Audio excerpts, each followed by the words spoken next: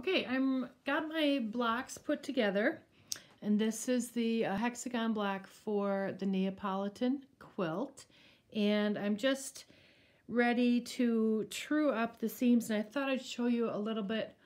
I'll give you a few hints about how to put the blocks together so that they turn out nice and square. So this one was one of the last blocks that I completed, and it turned out quite well.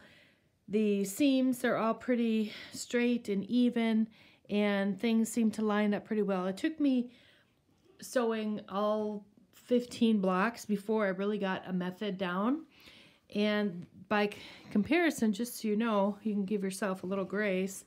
This was one of the first blocks that I sewed, and you can see it's not nearly as nice as this one. Even though I pressed it, the seams are sort of wonky.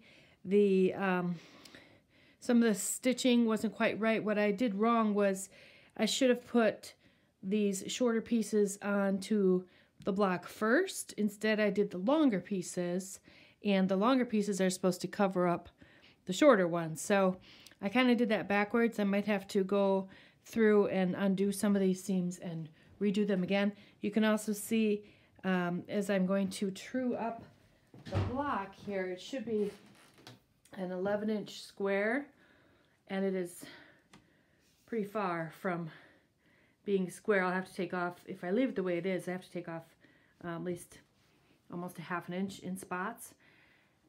And the reason it needs to be exactly 11 inches is because these blocks are going to line up with the other blocks in the pattern, the 4 square, or they kind of look like a present.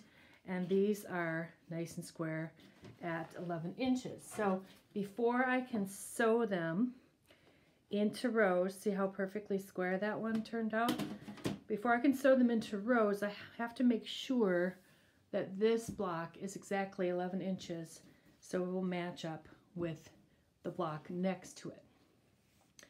And you can't go further until you square these up, or you'll have a quilt that's all kind of sideways, and nothing's going to line up. You're not going to get any of the points to line up the way that they should. So that's my tip, and I will show you when I get to the next step.